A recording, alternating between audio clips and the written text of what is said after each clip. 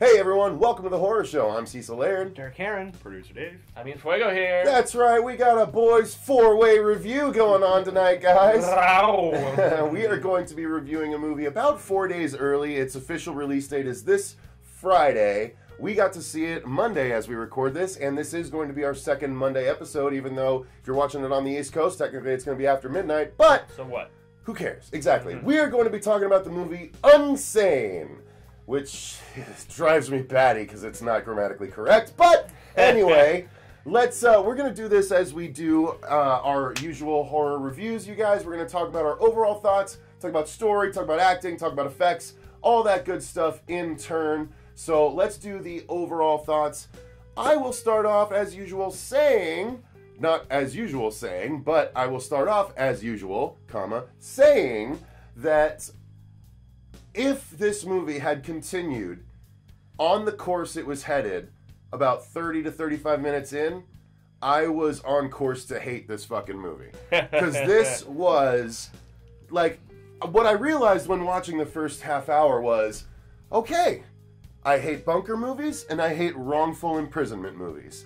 I cannot stand that sort of, is she supposed to be there? Is she not supposed to be there? That kind of setup. Shutter Island is one that comes to mind. One Flew Over the Cuckoo's Nest. Exactly. I mean, this is a trope that goes back a long, long way. So I was geared up to not enjoy this film, but then the second act came along and made it a little bit more enjoyable for me. That's as much as I can say about this movie. Derk? I really enjoyed it. I felt like it kind of had like this 70s low budget feel to it. It did have that. Filmed on an iPhone. Yeah, filmed on an iPhone, and I don't know. There wasn't much to it visually. It was more of like, these two characters and how they play together. And I thought that towards the end, when you finally get to see them interact, it I don't know, I felt like it was worth it. So the way it played out, I agree, was worth it. It just, anyway, go ahead, Dave. I also overall I enjoyed the film. I don't know if this is the type of film that I would probably choose to like actively go out and see, but having the chance to go see just a special screening, so I did enjoy it overall. Fair enough. This is two different movies, guys. Two different movies in one, basically, which it works to its strengths in some ways, and it also works to its detriment in others, because it tries to juggle a lot of different vibes, and it was funnier at times than I thought it was going to be too. It was more horrific at times than I thought it was going to be. There's a lot of moving pieces here. I thought the acting was quite strong though.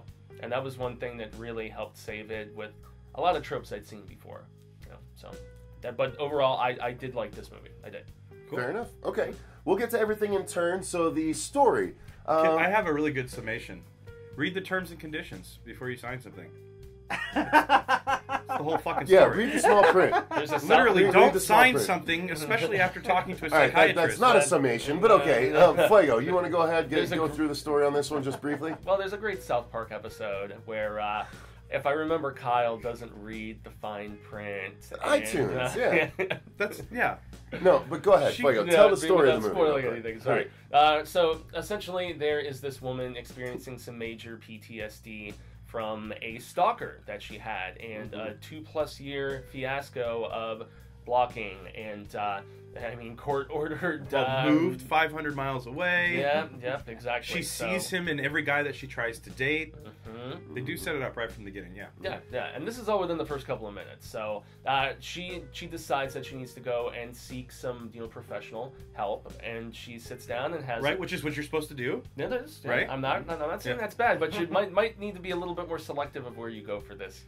Do your research. Help. Yeah, right. Exactly. How many other places did she look at before choosing this place? The first sit down goes very well, and then all of a sudden she finds herself in a situation where it's much more than she thought she was signing up for. She gets locked up. Yeah, she's locked up, and they won't let her go. There you go. That's the long and short of it. I mean, she goes trying to seek professional help, like Fuego said, and thinks she's gotten it, and then all of a sudden she gets sort of tricked into signing paperwork that locks her into this. And what was nice about the film, the story at least, since we're talking about the story, was that like, I liked both the A and the B plots. Like, I liked that this was about, you know, and we found out that, you know, at least in this fictional world, that this is what can happen when places like this need to fill their quota, as it were, and can work with insurance companies and the way they really explain it all mess with like, quote unquote normal people. And I don't know that actually happens, but the fact that I don't know that actually happens really speaks to the film's credibility. Let me just tell you. Well, but hang on. What I'm saying is, it speaks to the film's credibility because it seems like this could happen. Yeah. And so that is scarier to me than the entirety of the film. Right. Like, this film, you'd be hard pressed to call it a straight horror movie. It's definitely more thriller status, psychological thriller, thriller especially. And I liked some aspects of the story, but yeah, I mean, that's the thing. She's stuck in there. She has to try and get out, and she has to try and convince people that she doesn't belong there. Which is, but yeah, the other thing is the wrinkle in the plot is that yes, her stalker or a guy she encounters while stuck in this asylum, or medical facility, she says is her stalker, and you know, you don't know if it is or not. You don't know if it is. Exactly. She seems unstable, and you don't know. And she looks like a crazy person. Yeah, it's one of those things where it ends up being a lot worse than it is because of the way she's reacting to the situation. Right. But what I was going to dovetail onto what you said is, a lot of times in the medical field, in order to justify to the insurance for you to continue getting treatment, they have to diagnose you with something. And sometimes they'll just put something down to get you to keep coming back. That's the scary part. And that's so it's very realistic in the sense that you could just get sucked into the system, and you overreacting to getting sucked into the system can then even suck you further into the system. Right, because she was originally supposed to just stay there overnight. Yeah, overnight. Right, but then she sees her stalker in a guy's face, so she's actually supposed to kind of be there. Right. I'll tell you who this is a horror movie for. Yeah. If you've ever been scared of being wrongfully committed, or if you've ever been a female and or a male that has felt unsafe and or, you know, distrustful as a result of a stalker-like situation, this is going to be a horror movie for you, 100%. I think if I were either of those kind of people, it would have hit home for me much more than I think it did. Yeah. Now, so that's I'm not denigrating the film. I'm saying the film was very effective with what it was trying to do. It just didn't hit home with me personally. It was more uncomfort. Yeah. It was more uncomfort. Discomfort was the name of the game for me, and that's actually why I think that's why it's called Unsane, because it's uncomfortable. And again, the grammatical misuse pisses me off. But this is more, you know, this is more about discomfort, and actually, I think the cinematography played to that, which I actually really liked. So I do have positive things to say, but I don't want to dominate the conversation, please. Yeah. I mean, can we go into acting then? Well, let's finish the story, Derk. Story-wise, what did you think, Derk? I enjoyed it. Like I've known people that were committed and ended up staying longer than they really thought that they were supposed to. You have a unique perspective. And also, I've had kind of a stalker before, so... Really unique perspective. So I've dealt with that. Dirk's fucking opinion on this one. I've dealt with, like, not wanting to go out because I knew that she was going to be there. Really? And I knew that she would show up, like, uncomfortable moments. And that, like when I was in a band, like, I remember her going to the shows, and like one time, like my mom actually showed up and she was there, and I was like, holy shit, this is gonna be terrible. But at least she kind of stayed away for that one. Okay. But and exactly what you're saying, but it wasn't a stalker film. It was like what happens after the stalker film. Right. A little bit. It was like her trying to rebuild her life after this. Well, what did your perspective bring to it, Dirk? I want to know. What did you think? Like it's that paranoia. I think of like it just always having to like deal with this situation that you don't want to deal with, and then like he will not let you go, you know, or she, you know, it's just and the constant anxiety you must feel being in that situation, not knowing, God, or knowing, but knowing also that no one else believes you. And also being in a completely powerless position, being an inmate in this insane asylum. Well, that's what's kind of interesting about this film. You, as the audience member, don't know which side to fall on until a certain point. Yeah. And then all of a sudden, by the time they tell you which side to fall on, you're ready to be like, shit, all right, I'm on this side. I'm in this corner. Let's let's do this shit, you know? And especially one part in particular, again, I might not have enjoyed the film overall, but towards the end, I did kind of in my mind go like, you know, like that. I did do that. So it was effective in that sense. But anyway, so the story. Yeah, pretty good. I think we've hit that enough. Fuego, move into that. Yeah. And this chick really did the name of the actress eludes me. This woman did, this actress did a fantastic job. Did. Yeah. You want me to look it up? Clara. Yeah. She's from The Crown. Is she? The Okay. Netflix show. Oh, okay. She plays the queen. So. Yeah. The one thing that I also wanted to get across that I can tie in the story with the acting is that you could also tell that she was embarrassed by the whole situation.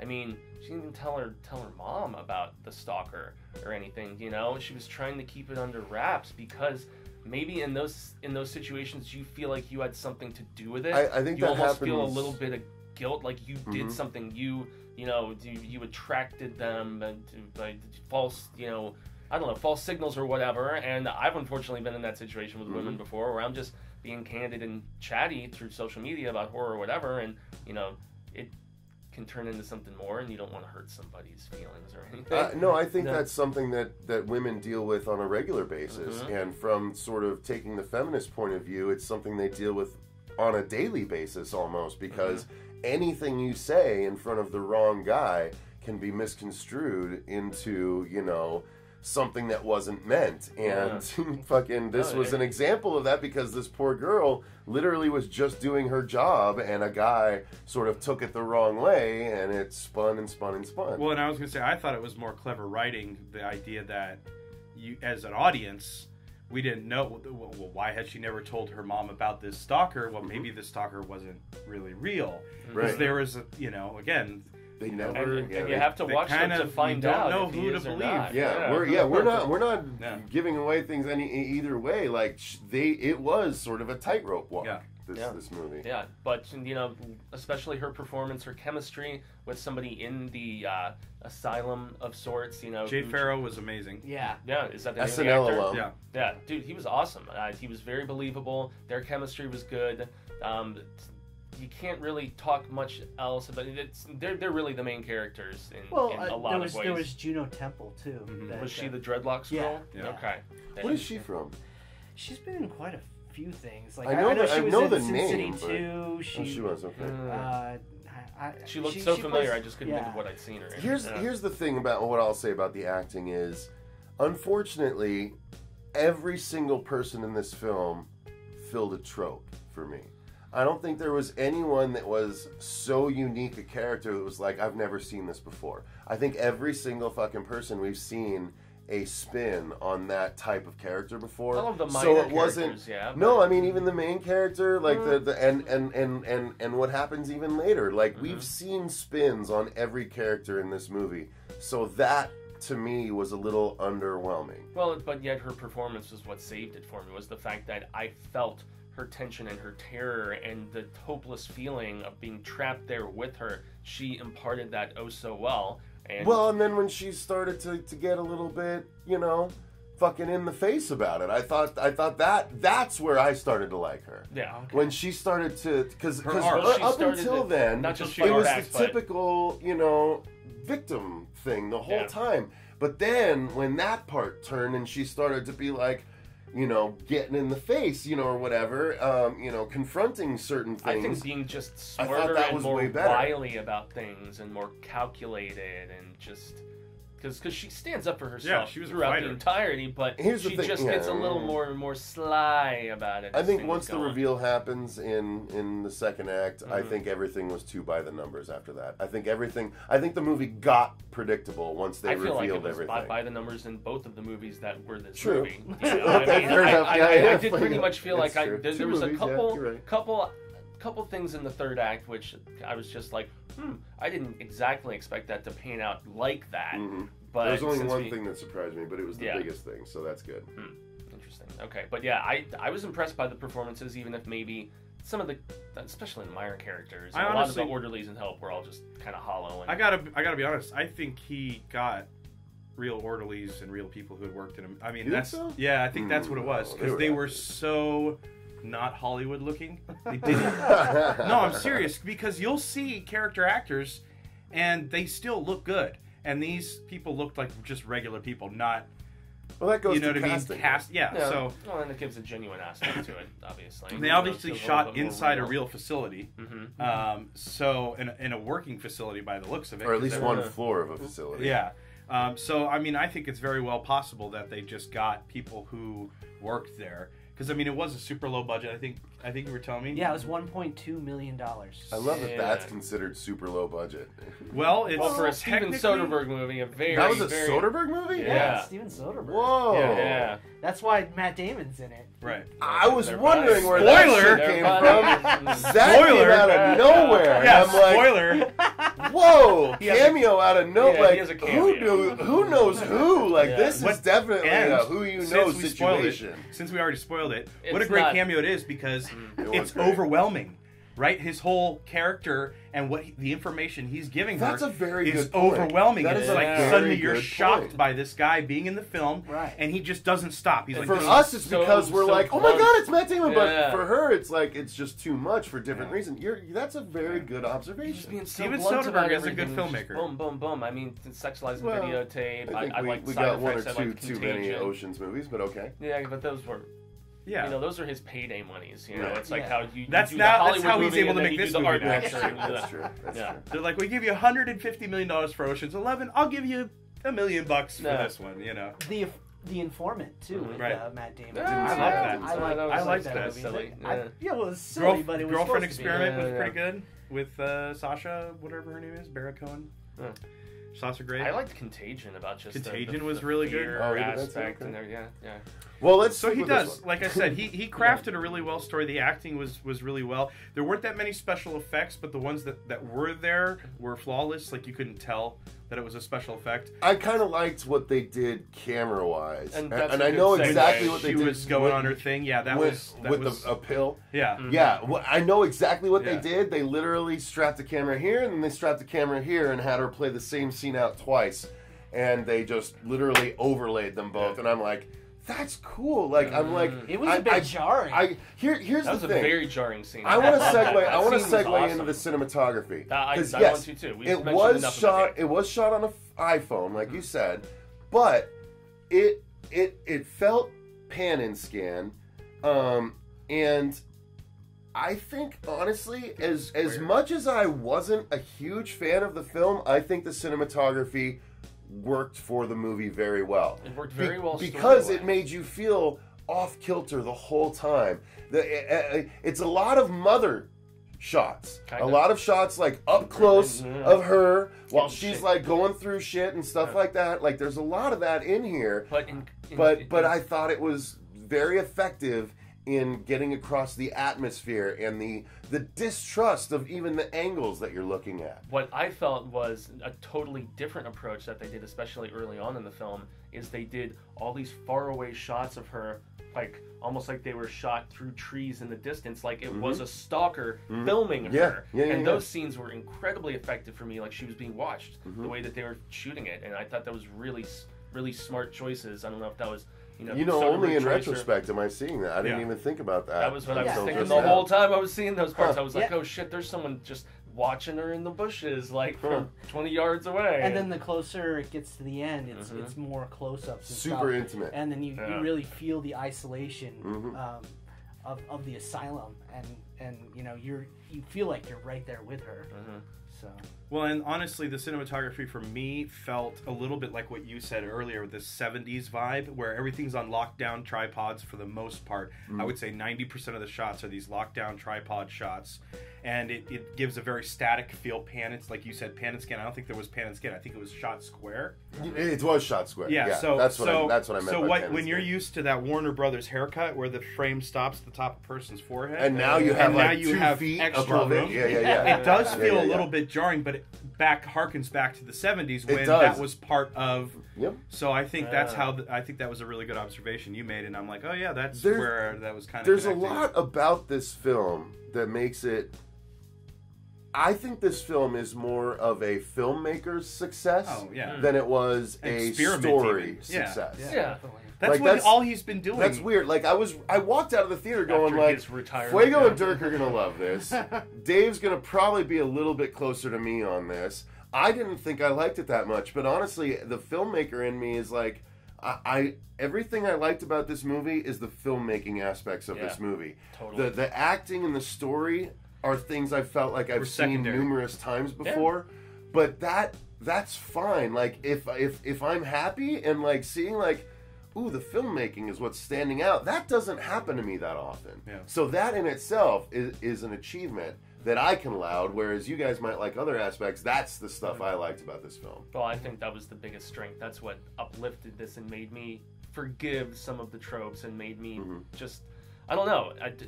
There was a couple shots, man. I mentioned this to Derk on the drive back. Like, it was so up close and personal. Maybe they could have only done it with an iPhone. Like the in the sink looking right up shot, and this crammed bathroom, like just right above, looking directly down. I mean, it was a very small bathroom that was shot in anyway. So I'm like, how would they even position the camera? I mean, something like that. I was gonna say, I wonder if part of the reason he used iPhones was.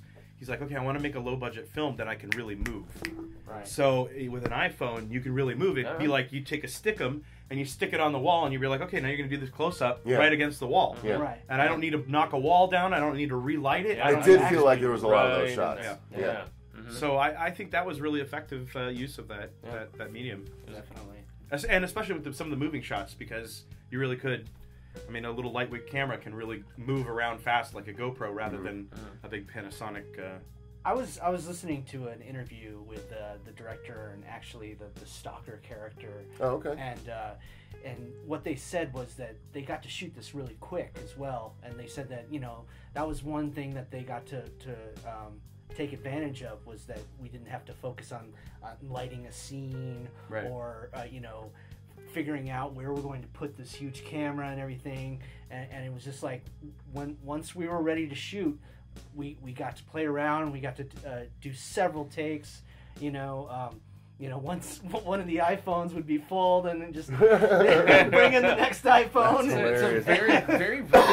It's a very renegade filmmaking approach. I love the idea. I appreciate the hell out of, man. There's just a nerdy tech sitting at a table, and he's got all these iPhones on charger, like all stacked and a laptop, and he's downloading. He's just footage. got like Post-its on them. Camera 1, camera 2, camera 3. A whole suitcase full of. But instead of having a giant grip truck, all you have is this, 10 iPhones. Again, guerrilla filmmaking, independent filmmaking on a listen. A $1.6 million is not like that. Is sure it's a small budget by big, huge budget standards, but that is not an independent budget. No.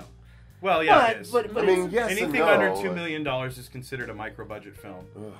And then there's ultra low micro budget, which is less than $250,000. Yeah. We've reviewed. Well, and you got to remember that it's a lot of Steven films Soderbergh you see. movie, and that he's going to have a little bit more money than the Right. regular iPhone owner. I think he still had a full crew. I'm sure he had a relatively large crew. Still cost a lot of money to rent out that place. Yeah. He had plenty of background. He didn't skimp on anything. Right. But yeah, there weren't like huge special effects. I think it was meant to inspire new filmmakers. I think that which will do. it does. Yeah. It inspires me. It does. It does for me too. It's like we could really make alternate.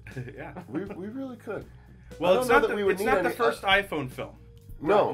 there's been a couple quite of them. few. And, You mentioned the Tangerine movie. Tangerine. I think there was didn't a they? Korean film, I think, that they made that was 100% shot on. It was like a one take too on an iPhone. God, I love that. I know there was a I found love one footage takes. one with which was on an iPhone, and I just the title eludes me. I don't know. Well, Was anyway. it actually shot on an iPhone, or was it just meant to look like it was shot? Doesn't matter. Doesn't matter. Yeah. Anyway, we're gonna run out of time. So I'm gonna go ahead and wrap up our review of Unsane right there, you guys. This movie, all of us are gonna give thumbs up to I dug it. it. Yeah. I thought I was coming in like this. Turns out I'm coming in like this. Like after our review, I like the movie more. Again, it's more from the filmmaking perspective than the story and acting perspective. But the movie is worth watching. And here's the thing: if you don't like one, you're probably gonna like the other. Yeah, Because it is So 2 movies. yeah, there you go. It's like I've been right since the first thing I said. It's about mental disorder, and the film has split personality. It does. Very. Very good way to Yeah. summarize it. Yeah. That's why It's a producer bipolar Dave. film. All right. Well, guys, go ahead and seek out Unsane. It does come out this Friday, March 26th, I believe. Probably limited. 23rd. Yeah, it's 23rd. limited Okay, probably though. Yeah, probably limited Yeah, I would release, think so, too. but it's worth seeking out. It does stuff that we haven't seen exactly like this. I mean, we've seen a lot of similar things, but it was different enough that I think it's definitely worth your time to check out, and it was done skillfully enough that it's Yes. worth your time to check out. So Yes. make And sure you do. And believable.